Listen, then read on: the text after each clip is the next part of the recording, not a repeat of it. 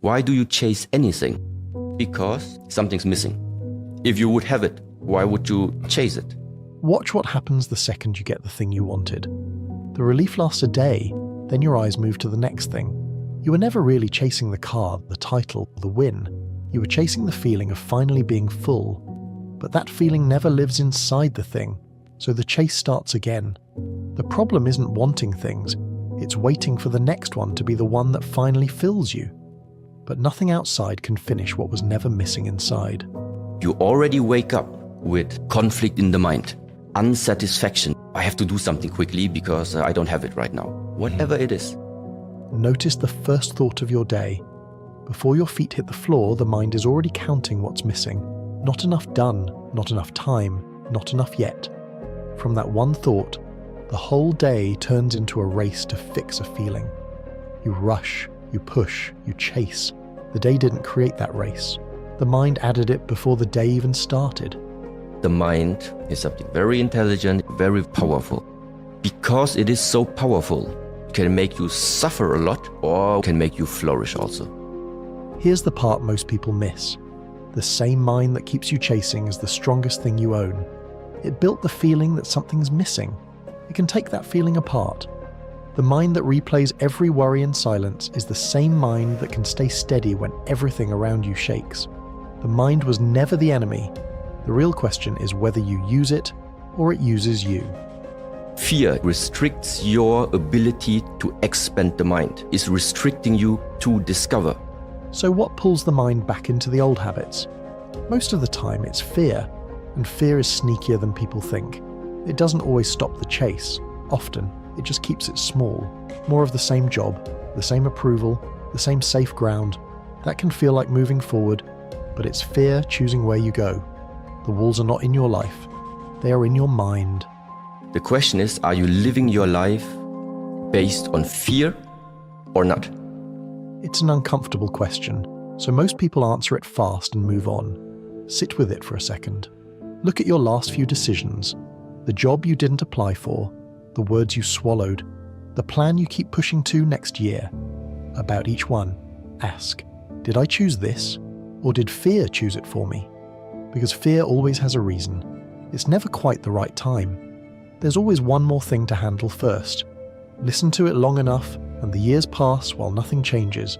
The chase keeps running. You stay in the same spot. There is something you're projecting already that is not here yet. You are projecting it inside of you, and the feelings makes it real to you. This is the moment the mind turns on you. Not because something is happening, but because it can take something that isn't here and make it feel like it already arrived. A conversation you haven't had yet, a loss that hasn't come, a failure that lives only as a picture in your head, and the body can't tell the difference. None of it is real, but you're already suffering as if it is. But the same power works both ways. The same mind that builds the fear can build the future you actually want, long before anyone else can see it. It doesn't choose which one, it just makes real whatever you give it. So the question was never whether your mind is powerful. You felt that on every sleepless night. The question is what you build with it. Okay, this is now my comfort zone, and tomorrow I'm already trying one thing that is just new to me. See how small the move is.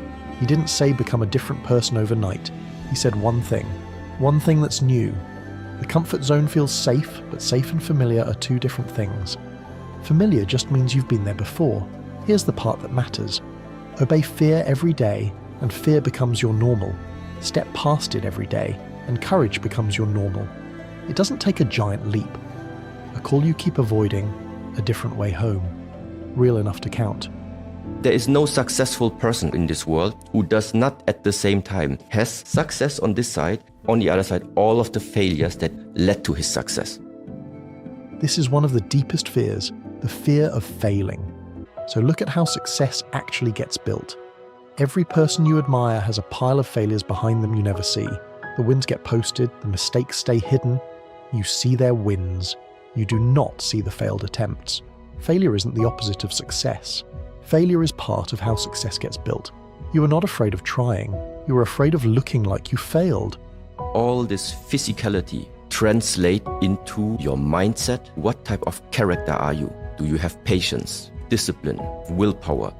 He just connected the body to your character, and that connection is more real than it sounds. When worry catches you, thinking more does not help. It usually makes you worry more. So don't stay locked inside the mind. Use the body instead. Move, breathe, feel what is happening now. And the body trains more than your muscles. Do the hard thing even when you're bored or don't feel like it. That is how you become stronger under pressure. Patience, discipline, willpower. You don't build them by just thinking about them. You build them by choosing hard things until hard things become easier. The more limited, the more restricted, the more closed you are. The more you think you're perfect, the less you're gonna change. This is how people stop improving. They become too sure of themselves, and when the mind says, "I already know," learning stops. The person who can still say, "I have more to learn," can still grow. But the person who is sure they know everything stays the same. So ask yourself one thing: what can I still improve? That question alone keeps the mind open. And as long as there's something to improve, you're never stuck for long. There's always a next step. Remind yourself, identify, okay, I'm drifting off right now, come back. This is the whole practice, in 2 moves. Notice your mind has slipped away. Come back. That's it. Your mind will wander 1,000 times a day into an old worry, a replayed argument, a future that hasn't happened yet. That doesn't mean something's wrong with you. That's just what a mind does, and you don't fight it. Fighting a thought only gives it more attention. You just see that you've left and walk yourself back. The mind will keep leaving, and each time you bring it back a little sooner. It doesn't matter eventually what is it that you are locking your mind on, as long as it is something that happens in the present. Come back to what is happening now. The mind needs something real to focus on, so give it something happening now.